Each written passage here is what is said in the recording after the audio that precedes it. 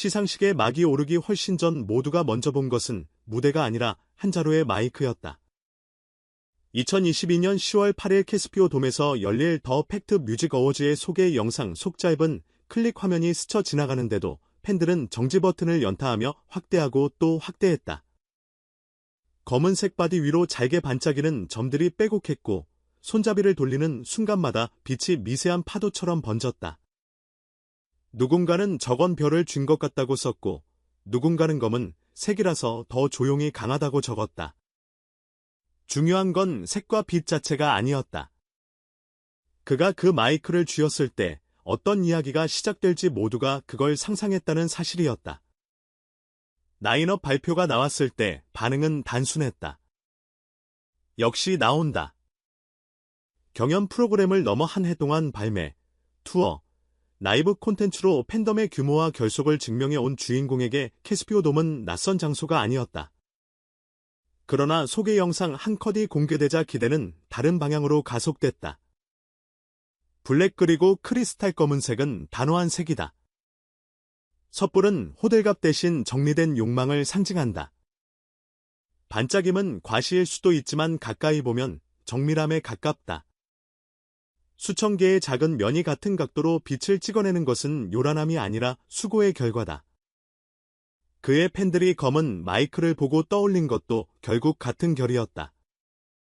화려함보다는 집중, 장식보다는 디테일, 포즈보다는 수행. K무대에서 개인 마이크는 오래전부터 하나의 언어였다. 어떤 이는 골드로 존재감을 밀어붙이고 또 어떤 이는 파스텔로 부드러운 색감을 가져온다.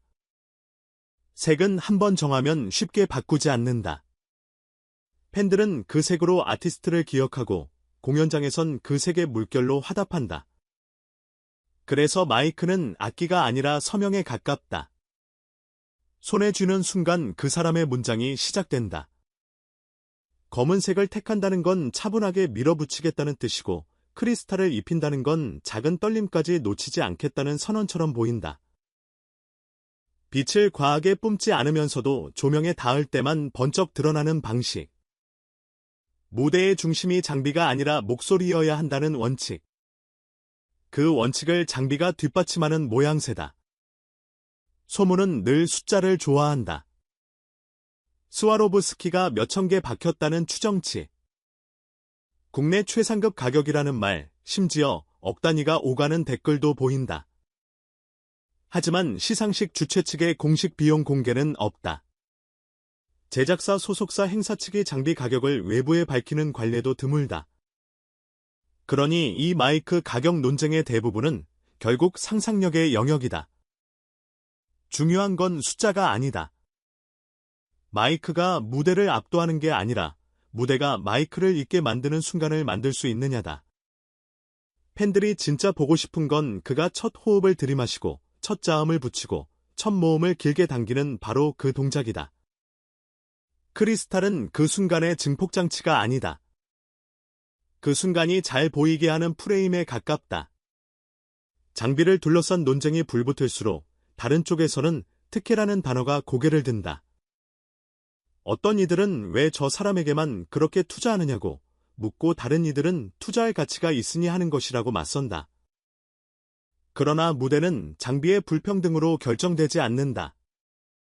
같은 무선 채널, 같은 포맷이라도 누가 쥐느냐에 따라 소리가 달라지고 장면이 달라진다. 결국 조명이 휘두르는 힘보다 노래가 세워놓은 결의 관객을 움직인다. 무대를 한 번이라도 가까이 본 사람이라면 안다. 가장 비싼 건 장비가 아니라 침묵의 1초라는 것을. 곡과 곡 사이, 박수와 함성 사이, 호흡이 살짝 흔들리는 그 1초의 진심이 드러난다. 장비는 그 1초를 지워서는 안 된다. 오히려 떠받쳐야 한다. 그의 무대가 오래 회자되는 이유는 늘 그 지점에 있었다. 검은 마이크를 둘러싼 상징놀이가 재미있는 또 하나의 이유는 그의 진한 행보와 자연스레 겹쳐지기 때문이다. 2,000원으로 명명된 정규 데뷔는 타이틀의 선언만큼이나 트랙들의 균형이 돋보였다. 과장의 감탄사를 쌓기보다 듣는 사람의 하루에 들어가 오래 머무는 방식, 스튜디오 사운드가 과도하게 치장되지 않았는데도 담백함이 비어 보이지 않던 이유는 중음의 안정감 및 중심을 잡고 있었기 때문이다. 그래서 라이브로 옮겼을 때 더 설득력이 컸다. 전국 투어의 세니스트에서 그는 관객과 호흡을 주고받는 구간을 과감하게 열어두었다.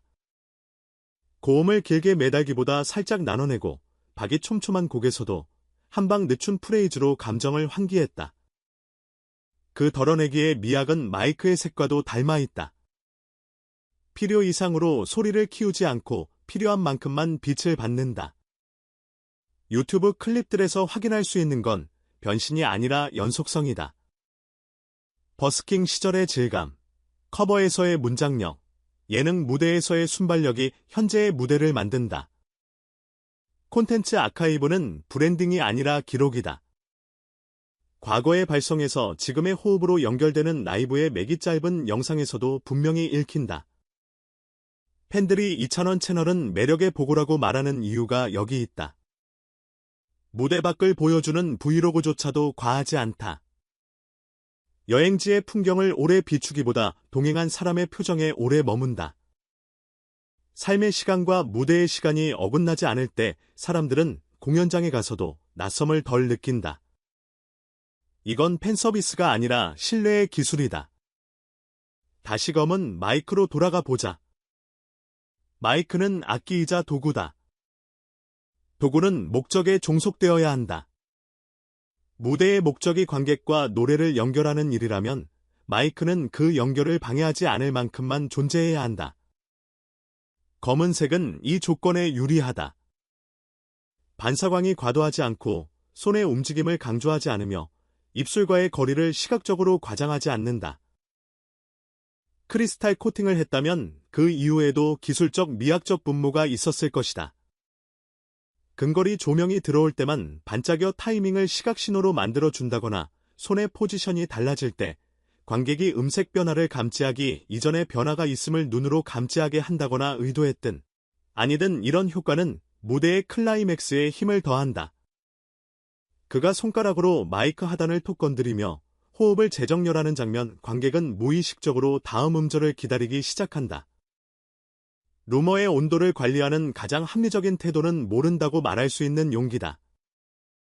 가격이 얼마냐, 몇 개가 박혔느냐, 주최 측이 특별 대우를 했느냐, 이 질문들 앞에서 가장 안전한 답은 정보의 출처를 확인하는 것이다. 공개되지 않은 영역이라면 모른다고 말하고 다른 장면을 보자고 권하는 게 낫다. 그 다른 장면이란 무엇일까? 리허설에서 엔지니어와 주파수를 맞추는 모습, 모니터에 귀를 대고 스스로의 소리를 점검하는 습관, 박자를 한 클릭 앞서 몸으로 넣는 움직임. 무대를 만드는 건 결국 이런 보이지 않는 장면들이다. 그 장면들은 소문도, 숫자도 필요 없이 스스로 증명한다. 검은 마이크를 든 손은 오래전의 손과 크게 다르지 않다. 버스킹으로 시작하던 밤, 떨림을 억누르며 한음한음을 내밀던 손, 방송에서 관객과의 거리를 재며 조심스럽게 농담을 건네던 손, 전국 투어의 스포트라이트 아래에서도 박수의 속도를 기다리며 타이밍을 재던 손, 손의 기억은 정직하다. 좋은 습관은 클립 하나로도 보이고 나쁜 습관은 라이브 한 번으로도 드러난다. 그가 지금까지 쌓아 올린 건 그래서 한 번의 대박이 아니라 여러 번의 적중이었다. 적중이 반복되면 신뢰가 되고 신뢰는 장르를 뛰어넘는다. 트로트라는 이름을 붙이든 발라드라는 이름을 붙이든 사람들은 노래보다 먼저 태도를 본다. 시상식의 밤이 가까워질수록 기대는 추측으로 변하고 추측은 각자의 서사를 만든다. 어떤 이는 오늘은 파워 발성으로 밀어붙일 것이라 말하고 또 어떤 이는 담담하게 시작해 후반에만 치고 올라올 것이라 점친다. 흥미로운 건 이 상반된 예측이 동시에 설득력을 갖는다는 점이다. 그는 두 방식을 모두 잘한다. 하나로 공연장을 조용히 만드는 법을 알고 합창으로 공연장을 흔드는 타이밍도 안다. 그래서 검은 마이크의 등장은 신호처럼 느껴진다. 오늘은 말보다 수행으로 보여주겠다. 결국 검은은 표정의 색, 크리스탈은 호흡의 모양이다. 색과 모양이 자리를 잡으면 소리는 길을 잃지 않는다. 어떤 시상식은 무대가 끝나면 기억도 함께 사라진다. 다음 날의 기사 제목만 남고 그마저도 하루를 넘기지 못한다. 그러나 어떤 무대는 그 반대다. 노래의 한 문장, 손의 움직임 하나, 마이크를 돌리는 각도 하나가 며칠 동안 입에 남는다. 이번에도 그럴 것이다. 블랙 마이크가 첫 숨을 받아들일 때 관객의 심장은 함께 들썩일 것이고 첫 자음이 명확히 박힐 때 조명은 잠깐 숨을 멈출 것이다. 고음의 길이는 중요하지 않다. 중요한 건 고음에 도달하기 전 그가 어떻게 한 한 음을 설득했는가다. 사람들은 그 설득의 과정에 박수를 보낸다. 특혜냐, 실력이냐라는 이분법은 쉬워 보이지만 현실의 무대엔 잘 맞지 않는다. 큰 무대일수록 협업은 복잡하고 투자와 집중은 기획의 일부다. 공평하다는 건 모든 것을 똑같이 나눈다는 뜻이 아니라 각자에 맞는 것을 정확히 제공한다는 뜻에 가깝다. 그렇다면 정답은 단순해진다. 각자의 자리에서 자신의 일을 정확히 했는가? 엔지니어는 소리를, 조명감독은 빛을, 연출은 호흡을, 그리고 가수는 노래를. 검은 마이크가 반짝이는 동안에도 그 안에서 움직이는 것은 결국 사람들이다. 이 연결이 매끄럽다면 밤은 성공한다. 영상 소개 하나로 시작된 작은 파동이 시상식 당일까지 이어질 것이다. 커뮤닛은 또 다른 확대 캡처가 올라오고 팬들은 세트리스트를 추리하며 각자의 비상적인 밤을 설계한다. 하지만 진짜로 밤을 설계하는 것은 무대 위에 그의 첫걸음일 것이다. 마이크 스탠드에서 바디를 뽑아들고 관객석의 호흡을 한 번 듣고 머릿속에 템포를 맞추는 그 순간. 모든 소문과 숫자와 짐작은 그 한 걸음에 흡수된다. 그리고 남는 것은 오직 소리. 검은 마이크가 그 소리를 품어낼 때 우리는 알게 된다. 마이크는 서명이고 서명 뒤에 남는 건 결국 이름이며 그 이름은 오늘도 자신을 증명한다는 사실을. 그래서 결론은 간단하다. 우리는 마이크의 가격표로 무대를 사랑하지 않는다. 무대를 사랑하는 이유는 한 사람의 목소리가 우리의 하루에 들어와 제 온도로 자리 잡기 때문이다.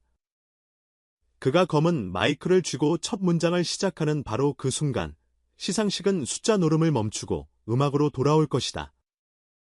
그때 필요한 건 확인되지 않은 루머가 아니라 확인 가능한 감동이다.